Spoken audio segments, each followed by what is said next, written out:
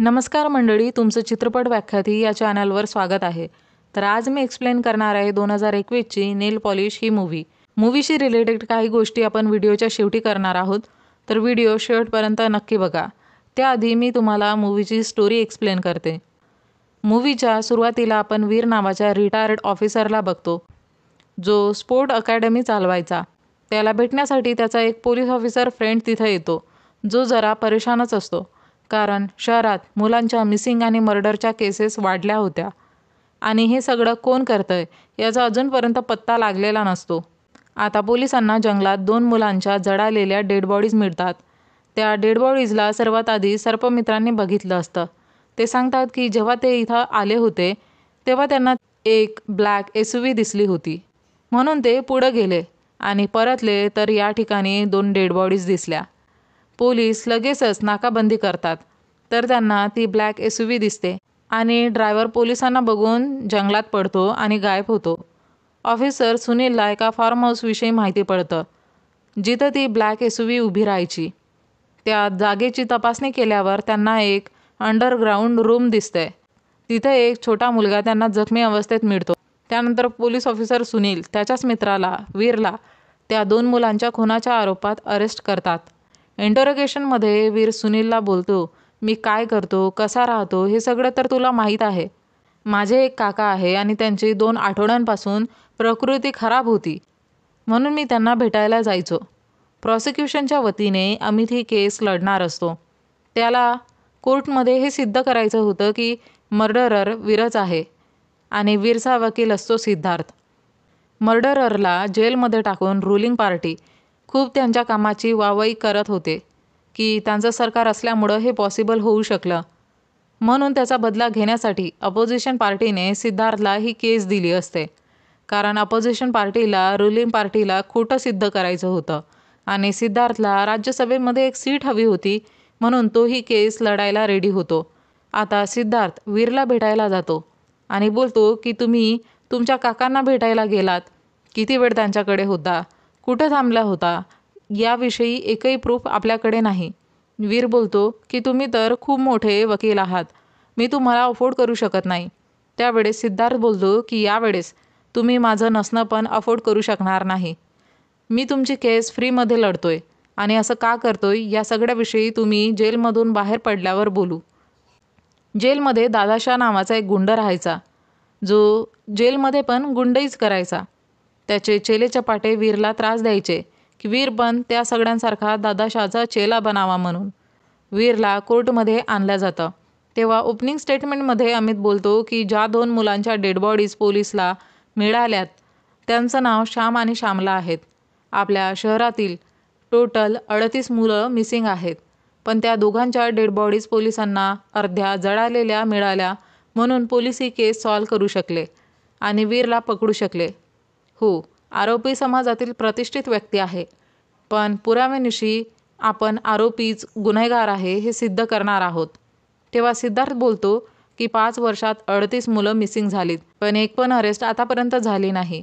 Election जवळच आहे, म्हणून रुलिंग पार्टी केसला लवकरात लवकर निपटवून कोणालाही आरोपी बनवून ही केस क्लोज करू बघत आहे आणि या गोष्टीचं श्रेय घेऊ बघते. वीरने इंडियन फोर्समध्ये राहून देशाची सेवा केली आणि त्यानंतर त्याची पूर्ण लाईफ मुलांना योग्य दिशा दाखवण्यात घालवली. अशा महान व्यक्तीवर इतके तुच्छ आरोप लावणं चुकीचं आहे.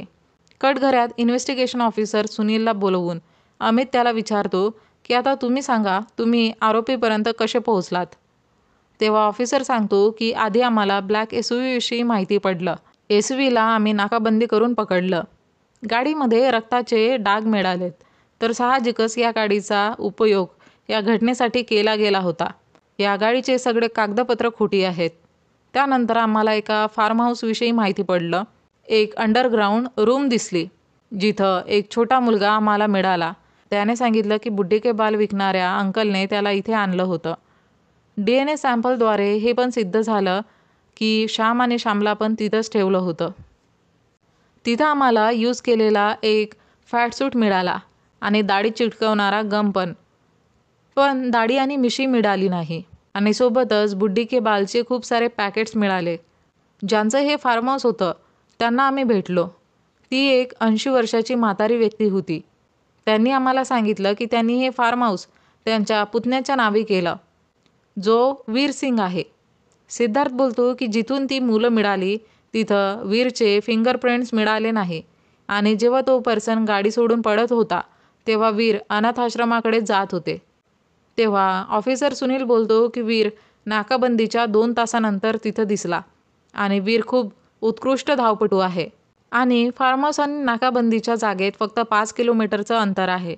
त्यावरून सिद्धार्थ बोलतो की तुमचं असं म्हणणं आहे की वीर त्या म्हाताऱ्या व्यक्तीचं सोंग घेऊन कच्च्या पक्क्या रस्त्यांवरून धावत जाऊन घरी पोहोचला, अंघोळ करून गाडीत बसून परतला.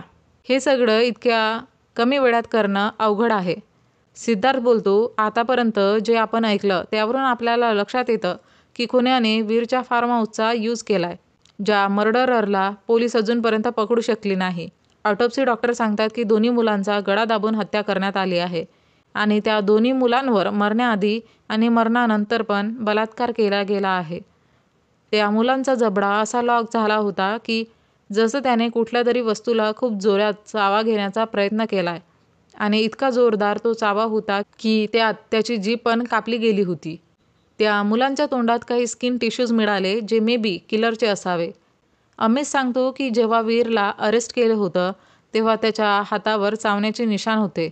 तेव्हा सिद्धार्थ बोलतो की वीरच्या हातावरील निशाण कोणाच्या चावल्यामुळं नाही तर क्रिकेट बॉलच्या लागल्यामुळं बनले आणि हे मी पुढं प्रूव्ह पण करून दाखवणार. फॉरेन्सिक डॉक्टर सांगते की आम्हाला मुलांच्या बॉडीवर आरोपीचे DNA सॅम्पल मिळाले आणि त्या ब्लॅक SUV मध्ये पण मुलांची खूप सारी DNA सॅम्पल्स मिळाली. जिथं मुलांना टॉर्चर केलं होतं तिथं पण आम्हाला वीरचे DNA सॅम्पल्स मिळाले. वीरच्या घरी आम्हाला कंडोम मिळालं ज्यात तीच कोटिंग होती जी मुलांच्या ऑटोप्सी रेसिड्यूमध्ये मिळाली, त्यांच्या प्रायव्हेट पार्ट्समध्ये मिळाली. सिद्धार्थ बोलतो की त्याच कंपनीचं कॉन्डम तो पण यूज करतो. मग तुमच्या हिशोबाने तर मी पण खुनीच नाही का? तुमच्याकडे एव्हिडन्स नाही आहे ज्याचा रेसिड्यू तुम्ही माझ्या क्लायंटशी मॅच करू शकता. जर वीरचे DNA सॅम्पल फार्म हाऊसमध्ये मिळाले तर त्या गाडीत का नाही ज्यात त्या मुलांच्या डेड बॉडीज होत्या? जर ते इतके चालाक आहे तर मग ती ही चूक कशी करणार? खरं तर हे आहे की वीर त्या गाडीत कधी बसलाच नाही आणि फार्म हाऊसवर वीरचे DNA सॅम्पल्स मिळणं साहजिकच आहे कारण वीर त्या फार्म हाऊसचा मालक आहे. आता यशपाल नावाच्या एका पर्सनला बोलावलं जातं. सिक्युरिटी फोर्सच्या काळात तो वीरचा साथीदार होता. यशपाल सांगतो की आम्ही दोघं काश्मीरमध्ये पोस्टेड होतो पण त्यानंतर वीर इंटेलिजन्ससाठी अंडरकव्हर एजंट म्हणून काम करू लागला. ऑपरेशनमध्ये मला गोळी लागली होती. मी बरा झाल्यानंतर मला वीरने त्याच्या टीममध्ये घेतलं ज्यात वीरची ओळख होती रणजित, जो प्रोफेशनने एक पत्रकार आणि मी त्याचा फोटोग्राफर. वीर एक हत्यारा आहे, खूप निर्दयी, वेषांतर करण्यात माहीर आणि स्वतःचा हेतू पूर्ण करण्यासाठी काहीही करणारा, कुठल्याही थराला जाणारा. आम्ही एका केसच्या संदर्भात व्यापाऱ्याला ट्रॅक करत होतो जो टेररिस्ट ॲक्टिव्हिटीमध्ये होता. तेव्हा आम्हाला त्या व्यापाऱ्याची एक कमजोरी मिळाली, ती होती मुलं. वीरने त्याचा हेतू साध्य करण्यासाठी त्याला लहान मुलांची लालूच दिली. त्यानंतर एक दिवशी माहिती पडलं की त्या व्यापाऱ्याला आणि त्याच्या सर्वंटला पोलिसांनी अरेस्ट केली कारण त्याच्या घरामागे 2 मायग्रंट मुलांच्या डेड बॉडीज मिळाल्या होत्या. त्यानंतर व्यापारी रडून रडून हेच सांगत होता की त्या मुलांना मारणारा तो नसून रणजित आहे, पण रणजित कुठंच भेटला नाही. त्यानंतर वीरने सिनियरला सांगितलं की या सगळ्यांसाठी मी जबाबदार आहे, ज्यामुळं मला रिझाईन करावं लागलं. सीड बोलतो की तुमची स्टोरी खोटी वाटते. वाटतं तुम्ही वीरला पसंत करत नाही आणि जेलेसीमध्ये तुम्ही या स्टोरीज बनवत आहात. त्यानंतर यशपाल भडकून खूप वाईट साईड बोलतो म्हणून पोलीस त्याला तिकडून घेऊन जातात. सीड वीरला बोलतो की जो त्या मुलांच्या तोंडात स्किन टिश्यू मिळाला होता त्याचा DNA रिपोर्ट आला आहे आणि ती रिपोर्ट तुझ्याशीच मॅच करते, पण कोर्टात मी ही रिपोर्ट खोटी आहे हे दाखवण्याचा पुरेपूर प्रयत्न करेल. जेलमध्ये वीरला दादाशा त्रास देतो म्हणून वीर फोर्कने त्याचा डोळा फोडून डोळाच बाहेर काढतो. मग दादाशाचे चेलेचपाटे त्याला खूप पिटतात. सीट त्याला हॉस्पिटलमध्ये भेटायला येतो तर आपल्याला माहिती पडतं की त्याची कंडिशन खूप जास्त बिघडली. जज साहेब डिसाईड करतात की जोपर्यंत वीर ठीक होऊन त्याला हॉस्पिटलमधून डिस्चार्ज होत नाही तोपर्यंत ही केस पेंडिंग राहणार. स्टोरी 3 महिने पुढं जाते तेव्हा सीडला माहिती पडतं की वीर आता वेगळाच बिहेव करतोय. डॉक्टर सांगतात की तो फिजिकली तर फिट आहे, पण त्याचा माइंड पूर्णपणे जागृत नाही. तो स्वतःचं नाव विसरलाय आणि कधी पण काही पण करतो. एक दिवशी त्याने नर्सला नेल क्लिपर मागितलं, ज्याने नखं सेट करतात. इव्हिनिंगला मी बघितलं की त्याची नखं एकदम सेट आहेत, मुलीसारखी. जेव्हा मी त्याला चालण्यास सांगितलं तर त्याच्या चालण्यात एक वेगळाच चेंज होता. ती एक फौलादी फौजीची चाल नसून एक नाजूक, नजाकतवाली चाल होती. त्यानंतर एके दिवशी त्याला सगळं आठवलं. त्याने स्वतःचं नाव चारू रैना सांगितलं. सीड वीरला बोलतो की या सगळ्या ड्रामाचा काही फायदा नाही. इतक्या इझिली 2 मुलांचा मर्डर तुला माफ होणार नाही. वीर एका मुलीसारखं बोलून त्याला ओळखण्यास मना करतो. अमितला वाटतं की हे सीडची चाल आहे, वीरला आजारी दाखवून त्याला वाचवण्याची. पण रियालिटीमध्ये असं नसतं. वीर स्वतःला जसंही आयडेंटिफाय करत असेल, पण मेन गोष्ट ही होती की तो आता बरा झाला होता. म्हणून त्याला जेलमध्ये पाठवलं जातं. पण तो तिथं वीर म्हणून नाही तर चारू म्हणून राहतो. दादाशाला तर त्याचीच वाट होती. म्हणून तो वीर म्हणजे चारूशी जबरदस्ती करून त्याचा बदला घेतो. आता त्याला कोर्टमध्ये आणलं जातं. त्याला बघून सगळे हेच बोलतात की वीर नाटक करतोय. अमित चारूला वीर म्हणून हाक मारतो, जे की चारूला पसंत पडत नाही आणि ती डोकं घेते आणि बोलते, हा माझा फेस नाही, मी चारू आहे. जज दोन्ही वकिलांना त्यांच्या कॅबिनमध्ये बोलावतात. तेव्हा सीड बोलतो की वीरची मेंटल कंडिशन ठीक नाही. कोणी का मुद्दाम एक मुलगी बनेल, ती पण जेलमध्ये, जिथं लोक तिच्यावर रेप करताय. तुम्ही एक काम करा, या केसला मिसट्रायल घोषित करा आणि वीरवर लागलेले सगळे आरोप पण खारिज करा. कारण जी व्यक्ती तुम्ही बघितली ती व्यक्ती माझी क्लायंट नाही, फक्त त्यासारखा दिसणारा एक पर्सन आहे. म्हणून जोपर्यंत माझा क्लायंट परतत नाही तोपर्यंत आपण ही केस पुढे नेऊ शकत नाही. तेव्हा जज साहेब बोलतात की आधी हे तर माहिती करून घ्यावे लागेल की खरंच त्याची मानसिक कंडिशन तशी आहे की तो नाटक करतोय. आतापर्यंत सीड ही केस राज्यसभेच्या सीटसाठी लढत होता, पण आता ही केस इतकी किचकट झाली होती की आता त्याने ही केस पर्सनली घेतली होती आणि ही केस त्याला कसंही करून जिंकायची होती. आता एका सायकॅट्रिस्ट नंदीला बोलवण्यात येतं. ते सांगतात की वीरला डिसअसोसिएटिव्ह आयडेंटिटी डिसऑर्डर आहे, ज्यात एक पर्सनमध्ये एकापेक्षा जास्त पर्सनॅलिटीज येतात. डॉक्टर नंदी चारूशी बोलतात तेव्हा ती सांगते की ती 32 वर्षाची आहे. ती काश्मीरमध्ये तिचे पती विनोद आणि तिच्या बाळासोबत राहायची. ती तिच्या हस्बंडचा फोन नंबर पण सांगते. तर जज साहेबांना माहिती पडतं की खरंच त्या पर्सनच्या पत्नीचं नाव चारू होतं आणि ती काश्मीरमधून पळाली होती. सीड चारूला बोलतो की मला खरं काय खोटं काय हे माहिती नाही आणि हे पण माहिती नाही की जज कसं जजमेंट देईल. फक्त हे माहिती आहे की तू आतून पूर्णपणे तुटलाय आणि ही गोष्ट मी समजतो. म्हणून चारू, ही केस मी तुझ्यासाठी लढणार. आता चारूचे हस्बंड विनोदला बोलवण्यात येतं. ते सांगतात की आमचं अरेंज मॅरेज होतं आणि मी तिच्यापेक्षा 20 वर्षाने मोठा होतो. ती खूप सुंदर होती म्हणून मी तिच्याशी लग्न केलं. नंतर आम्हाला एक मूल पण झालं, पण ती माझ्यासाठी योग्य व्यक्ती नव्हती. ती 10 वर्षाआधी काश्मीरमधून पळून गेली. आता चारूला बोलावलं जातं. ती लगेचच विनोदला ओळखते आणि अशा काही गोष्टी सांगते ज्या फक्त चारूलाच माहिती होत्या आणि घाबरून विनोद तिकडून पळून जातो, कारण त्यासाठी हे बिलीव करणं कठीण होतं की चारू या पुरुषामध्ये आहे. चारूवर हिप्नोटिझमचा उपयोग केला जातो तिच्या पास्टविषयी जाणून घेण्यासाठी. चारू सांगते की माझा हस्बंड म्हातारा होता, मला त्याची किडच यायची, पण रोज रात्री त्याच्यासोबतच झोपावं लागायचं. प्रेग्नंट झाले तर स्वतःला खूप एकटं बघितलं. वाटलं हेच माझं लाईफ आहे. एक दिवशी अंगणात बसून एक गाणं गात होती तर तिथं रणजित नावाचा एक व्यक्ती आला. दुसऱ्या दिवशी पण तो परत आला. त्याने माझी आणि माझ्या गाण्याची खूप तारीफ केली, जे मला खूप आवडलं.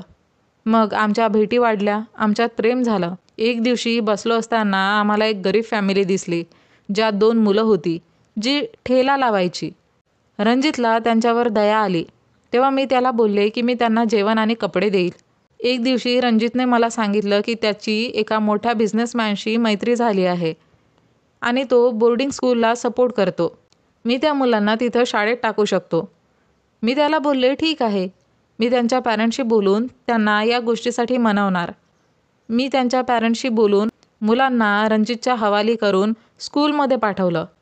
एक दिवशी मी मार्केटमधून परतत असताना मला एका घरात एक छोटा मुलगा दिसला, विना कपड्याचा, आणि ते घर त्याच बिझनेसमॅनचं होतं. ही गोष्ट मी रणजितला सांगितली तेव्हा तो बोलला की असं होऊच शकत नाही. मी स्वतःच त्या मुलांना स्कूलमध्ये सोडून आलो. मी स्कूलला चिठ्ठी लिहिली, पण ती परत आली, कारण ज्या स्कूलचा ॲड्रेस मला रणजितने सांगितला होता तो खोटा होता. मी पोलिसांना सगळं सांगितलं, पण रणजितविषयी काहीच सांगितलं नाही, कारण माझं त्याच्यावर प्रेम होतं. पोलिसांनी जेव्हा त्या बिझनेसमॅनच्या घरावर छापा मारला तेव्हा त्यांना 2 मुलांच्या डेड बॉडीज मिळाल्या आणि मग बिझनेसमॅन आणि त्याच्या सर्वंटला अरेस्ट करण्यात आलं. चारू रणजितला बोलते की मी पोलिसांना जाऊन सगळं सांगेल की त्या मुलांना मी तुला सोपवलं होतं. तेव्हा रणजित बोलतो की माझं खरं नाव वीर सिंग आहे आणि मी अंडरकव्हर एजंट आहे आणि तुझ्यामुळं तो बिझनेसमॅन माझ्या हातून निसटला. जर तू सगळ्यांना या गोष्टीविषयी सांगितलं नसतंस तर त्या 2 मुलांसोबतच आपण आणखी किती मुलांना वाचवू शकलो असतो. मला तर काहीच समजत नव्हतं की खरं काय आणि खोटं काय. मला त्याने सगळं सत्य न सांगण्यासाठी माफी मागितली आणि माझा राग शांत झाला. मग त्याने मला मिठी मारली, पण अचानकच त्याने माझी मान मोडून माझा जीव घेतला. म्हणजे वीरचा साथीदार यशपालने जे सांगितलं होतं ते सगळं सत्य होतं. तो त्याच्या मतलबासाठी, त्याच्या हेतूसाठी काहीही करू शकत होता. चारू काश्मीरमधून पळाली नव्हती तर वीरने तिची हत्या केली होती. आता कोर्टात कार्यवाही सुरू होते. तेव्हा अमित बोलतो की डिफेन्सने मिसट्रायलची डिमांड केली, पण हा अन्याय असणार त्या सगळ्यांवर जी लोक कोर्टात न्यायाच्या अपेक्षेने बसली आहेत. मी तर सगळं सिद्ध केलंय की गुन्हा आरोपीच्याच फार्म हाऊसवर झालाय. आरोपीचा DNA दोन्ही मुलांवर मिळाला आणि मुलांच्या तोंडात आरोपीचे स्किन टिश्यू आहेत. तरी हे कोर्ट आरोपीला ती पनिशमेंट नाही देत आहे जी त्याला द्यायला पाहिजे, कारण या केसमध्ये चारू नावाचा एक ट्विस्ट आलाय. डिफेन्सला वाटतं की आपण चुपचाप हे मान्य करावं की आरोपीचं हे नाटक खरं आहे, पण हे इम्पॉसिबल आहे, कारण आरोपीने स्वतःच सांगितलं की ज्या लेडीची ओळख घेऊन ते आहेत ती 10 वर्षाआधी त्यांचीच प्रेमिका होती. तर आरोपीसाठी तिचे हावभाव कॉपी करणं ही काही मोठी गोष्ट नाही. आरोपी एक ट्रेन जासूस आहे. आरोपीला आरसा दाखवला असता तो वीरचा फेस का ओळखू शकला नाही? तो तर चारूचा प्रेमी होता ना. असं यासाठी की वीरला ते नको आहे. या स्टोरीचा रायटर तो स्वतःच आहे, हिरो पण तो स्वतःच आहे आणि हिरोईन पण तो स्वतःच आहे, किंवा विलन बोलणं जास्त बेटर ठरेल. हिप्नोसिसमध्ये वीरने सांगितलं की देशसेवेसाठी त्याने चारूला मारलं. एकाच तीरमध्ये तो मारणारा पण आणि मरणारा पण झाला. ही सगळी केसला आणखी क्लिष्ट बनवण्याची एक चाल आहे. आपल्यासमोर जी व्यक्ती बसली ती खूप चालाक, निर्दयी आहे. हे सगळं त्या पर्सनचं ढोंग आहे, दुसरं काहीच नाही. आरोपीला मुलांचे मर्डर, बलात्कार करण्यासाठी कठोरातील कठोर पनिशमेंट दिली पाहिजे. आता सीड बोलतो की प्रॉसिक्युशन सगळं प्रूव्ह करण्याचा दावा करतायत, पण डिफेन्सने हे सिद्ध केलंय की प्रॉसिक्युशनचे दावे फक्त दावेच आहेत. वीरने नेहमी कायद्यावर विश्वास केलाय. त्याने कधीही म्हटलं नाही की सगळे गुन्हे त्याच्यात असलेल्या दुसऱ्या पर्सनने केले, आणि आता यांचं म्हणणं आहे की तो हे सगळं ढोंग करतोय. तर तो असा का करणार? का तो चारूचा मर्डर स्वतःच्या अंगावर घेईल?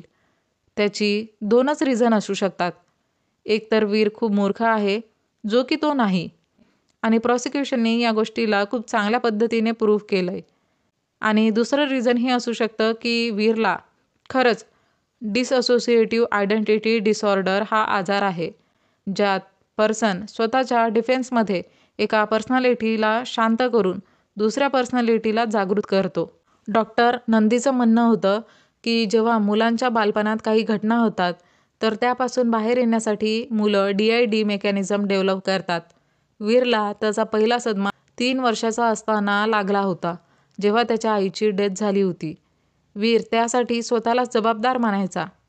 त्याला दुसरा सदमा तेव्हा लागला जेव्हा ड्युटीसाठी त्याला चारूला मारावं लागलं. मिररमध्ये चारूने वीरला यासाठी नाही ओळखलं, कारण ही आपल्या मनुष्याची सवय आहे.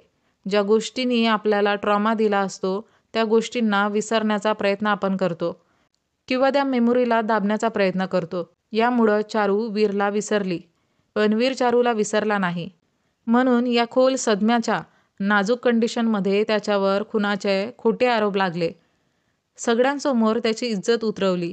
जेव्हा जेलमध्ये गुंडांनी त्याला मारलं, पिटलं, त्याचा रेप केला, तर त्याचं डोकं फिरलं आणि स्वतःच्या डिफेन्समध्ये त्याने ही पर्सनॅलिटी घेतली जी त्याला सर्वात सेफ वाटली. त्याच्या माइंडला वाटलं असेल की चारूच त्याचा बचाव करू शकेल, किंवा असं पण असू शकतं की चारूचा जीव घेतल्यानंतर वीर स्वतःला कधी माफच करू शकला नाही, म्हणून त्याने चारूला त्याच्या आत एक नवीन जन्म दिला. तर या गोष्टीने तर प्रॉसिक्युशनला हॅपी व्हायला पाहिजे. ते वीरच्या फाशीची डिमांड करत आहेत, पण वीर तर केव्हाच मरण पावला, तो आहेच नाही. म्हणून मी मान्य कोर्टाला रिक्वेस्ट करतो की या केसला मिस ट्रायल घोषित करावं. जज साहेब जजमेंट देताना बोलतात की या केसने आपल्यासमोर खूप क्लिष्ट प्रश्न निर्माण केले की खरा गुन्हेगार कोण आहे, शरीर की डोकं. शरीर तर फक्त एक यंत्र आहे, एक अवजार. त्याला चालवणारं तर डोकंच आहे. शरीर नेहमी माइंडचं ऐकतो.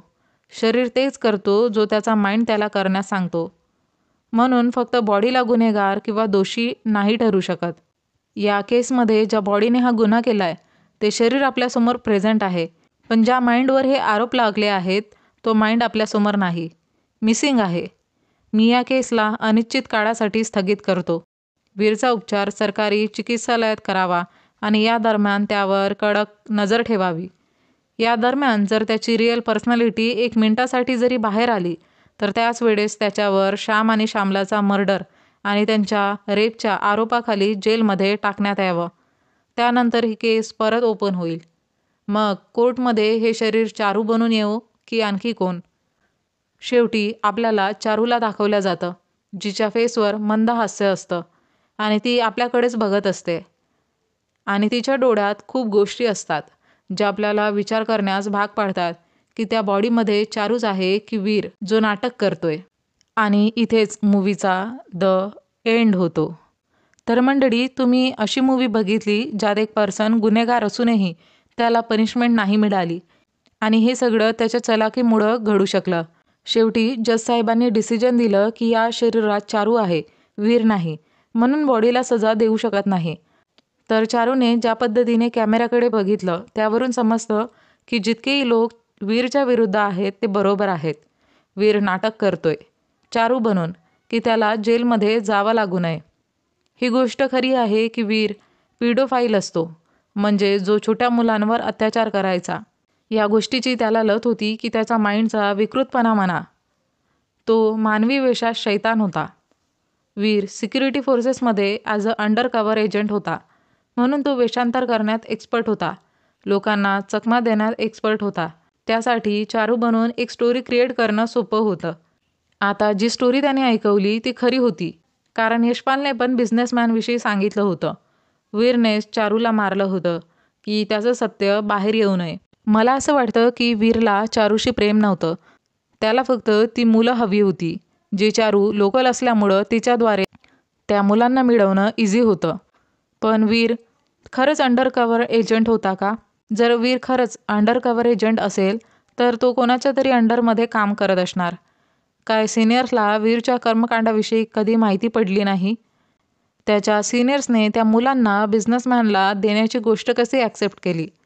की मग तोच या सगळ्या गोष्टी करत होता?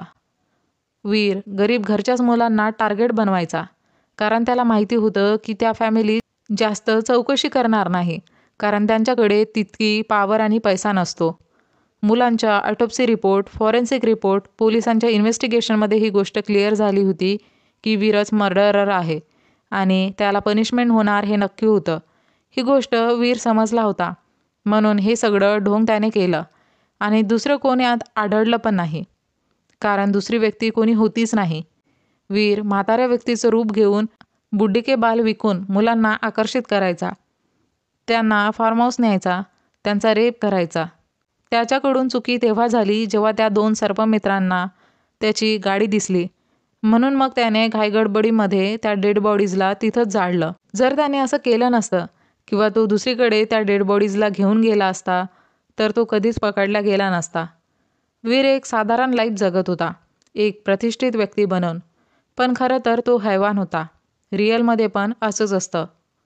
जो खूप चांगला इज्जतदार असण्याचा आव आणतो तोच अशा घृणास्पद गोष्टी करतो आणि आपण त्याला ओळखू शकत नाही, कारण त्याने चांगुलपणाचा मुखवटा घातला असतो. जेव्हा तुम्ही तुमच्या मुलांना कोणाकडे सोपवताय तर त्याच्याच भरोशावर बसू नये. तुम्ही जर मुलांना चांगल्या बनणाऱ्या व्यक्तीला बघून घाबरताना बघितलं किंवा मुलं त्या व्यक्तीजवळ जाण्याचं टाळतायत, तर मुलांना विचारा आणि त्यांना समजण्याचा प्रयत्न करा. असं केल्याने काही वाईट होण्यापासून टाळलं जाऊ शकतं, जर तुम्ही तुमच्या मुलांवर जास्त विश्वास केला तर. आता विचार करण्याची गोष्ट म्हणजे जर वीरला वाटतं की त्याला जेल न व्हावी, तर मग त्याला पूर्ण लाईफ चारू म्हणूनच काढावं लागेल. जर त्याला वीर बनायचं पण असेल तरी तो बनू शकणार नाही, कारण मग लगेचच केस सुरू होईल. तेव्हा चारूच्या मर्डरचा पण आरोप त्यावर लागेल. वीरने विचार केला असावा की जेव्हा वाईट बनलोच आहो, तर चारूचा मर्डरर बनून आणखी वाईट होण्यात कायच प्रॉब्लेम, जर यामुळे जेलपासून सुटका मिळत असेल तर. मला असं वाटतं की वीरने जे गुन्हे केलेत त्याचा त्याला पश्चाताप नाही. तो ढोंग करत होता स्वतःला जेलमध्ये जाण्यापासून वाचवण्यासाठी. तुम्ही जे नाही आहात ती व्यक्ती तुम्ही पूर्ण लाईफ बनण्याचा आव आणताय, तर कधी ना कधी तुमचा माइंड तर कन्फ्यूज होईलच आणि कधीतरी तुमचं सत्य बाहेर येईलच. तर मला असं वाटतं की एक दिवस वीरचं नाटक उघडं पडून त्याला पनिशमेंट नक्कीच मिळेल. मूवीमध्ये सीडच्या वडिलांची स्टोरी सांगितली आहे. त्यांची डेथ झाली असते आणि सीड त्यांना हेट करतो. जज साहेबांची वाईफ फुल पियक्कड असते आणि जज साहेब तिचं हे व्यसन सोडवण्यात लागलेले असतात, जे की शेवटी ते सोडते पण. अमितची एक छोटीशी मिडल क्लास फॅमिली असते. मूवीमध्ये तिघांची फॅमिली दाखवली आहे, ज्याचा स्टोरीशी काहीच संबंध नाही. वीरला भलेही सजा मिळाली नाही, पण एका फेक पर्सनॅलिटीमध्ये तो कैद झाला आहे आणि लाईफ टाईम त्याला चारू म्हणूनच जगावं लागणार होतं. याशिवाय त्याच्याकडे दुसरा पर्यायच नाही. आता ॲक्टिंगविषयी बोलायचं झालं तर अर्जुन रामपालची ॲक्टिंग कमाल आहे. त्याची ॲक्टिंग, डायलॉग डिलिव्हरी खूपच भारी. मानव कोलने वीर आणि चारू दोन्ही कॅरेक्टर प्ले केले आहे. चारूचं कॅरेक्टर प्ले करणं, तेही मुलींची वेशभूषा न करता, हे काम खूप अवघड होतं, जे त्यांनी खूप चांगल्या प्रकारे केलं आहे. गुन्हेगार असूनही त्यांचं निर्दोष वाटणं ही त्यांच्या ॲक्टिंगचीच कमाल. त्यांनी हे कॅरेक्टर्स एकदम परफेक्टली प्ले केलेत आणि आपल्याला त्यांच्या ॲक्टिंगमुळं ते गुन्हेगार असूनही निर्दोष वाटण्यास ते मजबूर करतात. आपल्या इमोशनशी खेळतात आणि हेच काम विलनचं असतं ना. बाकी सपोर्टिंग ॲक्टर्सनी पण छान काम केलं आहे. तर मंडळी, हे होतं नेल पॉलिश मूवीचं एक्सप्लेनेशन. तुम्हाला मूवी आणि माझं एक्सप्लेनेशन कसं वाटलं ते कमेंट करून नक्की सांगा. आणि व्हिडिओ आवडल्यास व्हिडिओला लाईक, शेअर, कमेंट करून चॅनलला सबस्क्राईब करून बेल आयकॉनला प्रेस करा. म्हणजे येणाऱ्या प्रत्येक व्हिडिओची नोटिफिकेशन तुम्हाला सर्वात आधी मिळेल आणि तुमचा एकही व्हिडिओ मिस होणार नाही. चला तर मग भेटूया लवकरच एका नवीन व्हिडिओमध्ये. तोपर्यंत टाटा, बाय बाय.